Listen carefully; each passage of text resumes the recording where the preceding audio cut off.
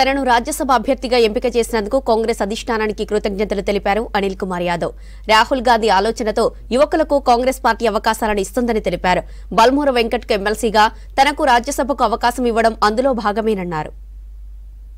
Congress party అధిష్టానం ముఖ్యంగా మా నాయకుడు రాహుల్ గాంధీ గారు, సోనియా గాంధీ గారు, ఏఐసిసి అధ్యక్షుడు మల్లికార్జున ఖర్గే గారు, కేసీ వేణుగోపాల్ గారు, అదేవిధంగా రాష్ట్ర ముఖ్యమంత్రి అన్న రేవంత్ అన్న గారు ఈరోజు నాలాంటి కష్టపడే ఒక కాంగ్రెస్ పార్టీ కార్యకర్తకు కాంగ్రెస్ పార్టీలో గత 20 సంవత్సరాలు నిరంతరం ప్రతిరోజు పార్టీకి కష్టపడుతున్న నాలాంటి ఒక యువకుడికి ఈరోజు రాజ్యసభ పంపిస్తున్నారు అంటే నేను నిజంగా కూడా వాళ్ళందరికీ కూడా చేతులు జోడించి ధన్యవాదాలు తెలియజేస్తున్నాను. ముఖ్యంగా మా యాదవ్ సోదరులందరూ కూడా యాదవ్లోకి ఏం అవకాశం దొరకలేదు ఒక బాధలు ఉండే.